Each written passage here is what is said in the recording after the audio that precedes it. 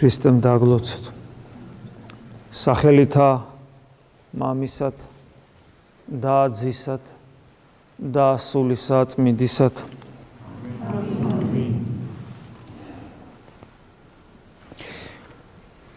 ადამიანმა იცის გარკვეულ რეალობებზე მიჩვევა. ჩვენ მორწმუნენი ვართ და ქრისტიანები ვართ. ზოგიერთ ჩვენთან გასახსოვს დაახლოებით ის პერიოდი, როცა ჩვენში რწმენა შემოვიდა. უმრავლესობას სავარაუდოდ ახსოვს. დასრული ვიცართ, ვინც ბავშვობაში ეკლესიაში აღიზარდა, შეიძლება იმას ეს პერიოდი გადღაბნილი ქონდეს რაღაცნაირად ეს. ზოგ ძალიან მკვეთრად ახსოვს ის წამის ყოფა, როცა ის მორწმუნე გახდა. შემდგომ მე მორწმუნეობაში გულისხმობ ჩვენს ქრისტიანობას, ეკლესიურ ცხოვრებას. ამის შემდგომ წლები გადის და ჩვენ ვეჩვევით ჩვენ სარწმუნოებრივ ცხოვრებას, სარწმუნოებაში ყოფობას, ეკლესიურობას და ეს ნორმალურია, ვითავისებთ ნელ-ნელა. ჩვენ სხვანაირად ვეღარ წარმოგვიდგენია. ვფიქრობთ, რომ ეს ასია და ასეც უნდა იყოს. თუმცა ხშირად და უმეტეს შემთხვევაში გავიწყდება ან არ გვახსოვს ჩვენს ცნობიერება ივიწყებს იმ განწყობებს, იმ შეგრძნებებს, იმ მდგომარეობას, რომელიც ჰქონდა ჩვენ ურწმუნოებაში. და ის მდგომარეობა არის საშინელება. ჩვენ ხშირად არ ვაფასებთ რა განძი გვიპყრია გულში. ჩვენი სარწმუნოება. ჩვენ არ ვფრთხილდებით იმ ძვირფას მარგალიც, რომელიც უფალმა მოგცა და სამწუხაროდ აი სიბინძურეში ამოგანგლული გვაქვს. და თუ მაინდა-მაინც ესე არა გვაქვს. კიდევ ვიმეორებ, იმდანაც მიჩვეულნი ვართ ხშირად, რომ მადლიერების გრძნობა იკლებს ჩვენში. არადა აი წარმოიდგინეთ დაბადებიდან ბრმა ადამიანი, რომელსაც შეიძლება თვალი აღუხილონ და მას ყოველთვის რო ახსოვდეს, რა საშინელება იყო, როცა ვერაფერს ხედავდა და უცებრო დაინახა ეს სამყარო, როგორ შეიძლება რომ ის მადლიერი არ იყოს, საერთოდ იმისა რო ხედავს და იმისი, ვინც აღუხილა თვალი, თქვათ ექიმმა ეს. ამის დავიწყება ხო წარმოუდგენელია. ჩვენ ბრმანი ვიყავით ოდესღაც და დღეს თვალხილულნი ვართ. თუ ეს მკვეთრი განსხვავება ურწმუნოებასა და სარწმუნოებას შორის ჩვენში არ არსებობს, რო დავფიქრდებით მაშინ მაინც აბა ჩვენ რა ქრისტიანები ვართ. მაშინ ეს ნიშნავს, რომ სულ დაბადებიდან თვალხილული ნამდვილად არ ვიყავით და ეს ნიშნავს, რომ ეხლაც არა ვართ თვალხილული, იმიტომ რომ შეუძლებელია. ეს იმხსეთი სიმკვეთრეა, ისეთი გადასვლა, ისეთი იმხელა განსხვავებაა. მაგრამ ერთი რამე კია, რომ დავიწყების ვნება არსებობს, წმინდა მამებიც გვასწავლიან და ჩვენ თუ აი ამ დავიწყების უნებას ყურადღებას არ მივაქცევთ, მან შეიძლება მართლაც დაგვავიწყოს სად ვართ და როგორ ვართ. საჭიროა რომ მუდმივად ვახსენებდეთ საკუთარ თავს თუ რა განძი გვიპყრია. და ვახსენებდეთ რითაც აღჭურვილნი ვართ იმ შეიარაღებით, რომელიც ჩვენ ეკლესიამ მოგცა. სინანულით, საკუთარ ცოდვების გამო მგლოვარებით. უპირველეს ყოვლისა ცოდვაში გულისხმობ არა იმდენად რაღაც საქმეებს, ამ შემთხვევაში არამედ უფრო მეტად იმას, რომ ძალიან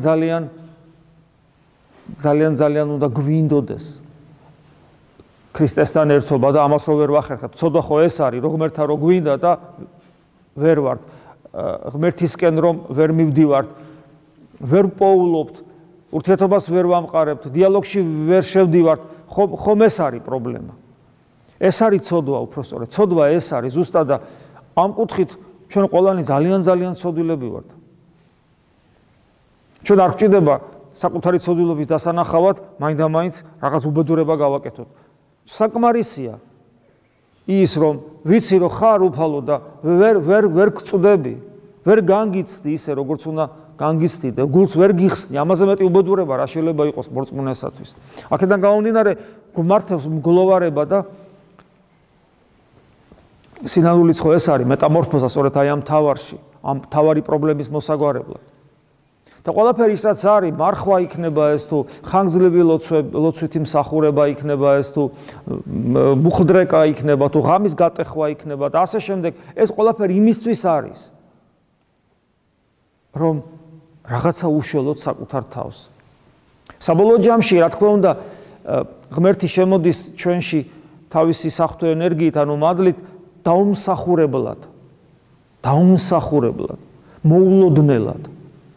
მაგრამ ჩვენგან როგორ შეიძლება რომ რამე არ იყოს, რამე მოძრაობა არ იყოს, რამე ქმედება არ იყოს, მაშინ გამოდის რომ არც გვინდა და არც გვიყვარს და არც გვინდა რომ გვიყვარდეს უფალ. ასე რომ მარხვის პერიოდი არის ძალიან სასარგებლო, ამ კუთხით ძალიან მნიშვნელოვანი და ჩვენ მარხვის პერიოდში ვიმყოფებით. და მაქსიმალურად უნდა ვეცადოთ რომ აი ამ მიმართულებით დავიხარჯოთ. იცით რომ მე არც საკუთარი თავისათვის და არც სხვებისთვის არ მომაჩნია მართებულად გადამეტებული ასკეზა, გადამეტებული მარხვა, იციან ხოლმე მინდა რომ ძიმეთ ვიმარხულო, ზოგს პურზე და წყალზე დაждომა უნდა. ადამიანის პირად ურთიერთობაში ღმერთთან მე არ ვერები, თავისთავად ცხადია, მაგრამ აქ არის ხოლმე ხანდახან საცდური, რომ ადამიანს უნდა ქრისტესთან ურთიერთობა ჩაანაცვლოს პირადი ასკეზა. ანუ ის რომ იესოს ლოცვა ისწავლოს, ის რომ ხშირად ეზიაროს, ის რომ აღსარება თქვას, ის რომ საკუთარ თავს დარაჯად დაუდგეს და ვნებები არ შეუშვას გულში, ის რომ ადამიანთან ურთიერთობაში ეცადოს რომ ქრისტიანი იყოს და ქრისტეს მსგავსად მოიქცეს, ეს არ უნდა. მაგრამ აი პურზე და წყალზე დაჯდება. თუ ესია, თუ ასკეზას ითხოვ საკუთარი თავისათვის, ურთხევასაც ითხოვ, მაგრამ აი ეს არ გინდა, რასაც ახლა მე ვსაუბრობ, მაშინ გამოდის რომ იქ რაღაც პატივმოყვარეობის ჭია შეგპარვია და ეშმაკი გატყილებს. როცა ჩვენ ვსაუბრობთ მარხვაზე, არ გულისხმობ გადამეტებულ ასკეზას, მე ვგულისხმობ აი იმ განწყობილების გათავისებას, რომელი განწყობილებასაც ჩვენ ეკლესია გვთავაზობს მარხვის პერიოდში. რა თქმა უნდა, ჩვენ ახლა ხსნილი იყო და ხსნილშიც ყოველდღიური წირვები იყო. ჩვენ ვცდილობთ რომ ხშირად ვიმსახუროთ, ხშირად ვეზიაროთ, აღსარება ვთქვათ, ჩვენ ვცდილობთ რომ კიდევ ერთხელ ვიმეორებ, იესოს ლოცვა ვისწავლოთ, ჩვენ ვცდილობთ რომ ღამის გატეხვა ვისწავლოთ. ეს ყველაფერი ქრისტესათვის. ჩვენ ვცდილობთ რომ ადამიანთან ურთიერთობაში და ნებისმიერ საქმიანობაში მოვიქცეთ ისე როგორც ჩვენ ადგილას ქრისტე მოიქცეოდა. ამას ყოველთვის ვცდილობთ. არ აქვს მნიშვნელობა მარხვა თუ ხსნილია, მაგრამ მარხვაში ეკლესიას 2000-ლოვანი გამოცდილება აქვს, რაღაცას გთავაზობს, განსაკუთრებულს. და თან ეკლესია რა, ეს ორგანიზაცია არ არის, ეს ხო მისტიური სხეულია ქრისტესი, ამიტომ ღმერთი განსაკუთრებულად გვეხმარება. და ეს განსაკუთრებული დახმარების ერთ-ერთი გამოვლინება სწორედ აი დღევანდელი მსახურება არის. წმინდა გრიგოლ დიოლოხოსის ლიტურგია. ეს არის განსაკუთრებული და ეს არის საოცრება. ჯერ თვითონ არსებობდა ხო ლიტურგიები და უცებ წმინდა გრიგოლი ხედავს რომ დიდ მარხვაში კანონიკურად წირვა არ ეგების. ორშაბათი, სამშაბათი, ოთხშაბათი, ხუთშაბათი, პარასკევი, ხუთი, მთელი ის არის, რა ქვია, უზარმაზარი პერიოდია. ვისაც ქრისტე უყვარს, მისთვის ხუთი დღე ბევრია და რო არ ეზიაროს. ბევრია. არსებობს ობიექტური მიზეზები, ამაზე არ ვსაუბრობ. და არადა წირვის ჩატარება არ ეგების. და ამ დიდმა მამამ ნახეთ რა შემოგთავაზა, ჯერ როგორი შინაგანი თავისუფლებაა. დღეს წარმოგიდგენიათ ვინმე ესეთი რამე გააკეთოს, ეკლესიის წიაღში მას ჯვარს აცვავენ, ჩაქოლავენ. ერეტიკოსად მონათლავენ, ხიფში მყოფად წარმოაჩენენ. რა გააკეთა ადამიანმა? აიღო მწუხრი, ეს არის მწუხრი რაც ჩვენ ჩავატარ, ეს არ იყო წირვის მსახურება, ეს არ იყო წირვა. ეს იყო მწუხრის ლოცვა. თუ თქვენ იქ ყურადღება მიადევნოთ, იქ ბევრ რამეს ნახავდით, რომ წუხრია, დასაწყისით წუხრია და ბევრი რამე. მას ცოტა ფორმა შეუცვალა და ისეთი ელემენტები შეიტანა, რომ წირვას მიამსგავსა, მაგრამ ის მაინც წუხრია. და კვირა დღეს გარდასახული ძღვენით გვაზი არა. კვირა დღეს არ გარდასახულა ძღვენი. ამიტომ ეს არ იყო წირვა. კვირა დღეს გარდასახული ძღვენით დღეს გვაზი არა. და ეს რო ღვთისგან იყო, ჩანს იქედან რომ საოცარი ორი დიდი სათნოების ერთობა შეიქმნა. სინანულისა და ცოდვებზე მგლოვარებისა, რასაც მწუხრი გთავაზობს და ზიარების მიერ მიღებული სიხარულის. ანუ საღვთო სიხარულისა და მხიარულების და საღვთო სინანულისა და მგლოვარების ერთობა. აი ამას გვაძლევს დღევანდელი მსახურება. ეს არის ძალიან მნიშვნელოვანი. ამიტომაც ეს მსახურება ძალიან ძვირფასია და მე წეღანას გითხარით, რომ აი ამ განწყობის გათავისება, ამ განწყობის გათავისება. აი ეს არის უპირველეს ყოვლისა დიდ მარხვის, აი ეს დიდი ღირებულება, რომ აი ამ განწყობას ითავისებს საოცარი სინანული, საოცარი ლოცვები, იგივე ანდრია კრიტელის კანონი იკითხებოდა, ხო?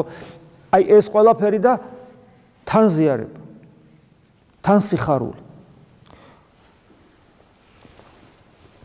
რა თქმა უნდა, კვირა დღეებია განსაკუთრებული, ახლა მართლმადიდებლობის ზეიმი იქნება. ჩვენ ვფიქრობთ, რომ ეს არის ერთ-ერთი უმნიშვნელოვანესი დღესასწაული, მართლმადიდებლობის ზეიმი. ჩვენთვის უძვირფასესი რამე არის, უნდა გვიყვარდეს მართლმადიდებლობა. ეკლესიის ზეიმია, უნდა გვიყვარდეს ეკლესია.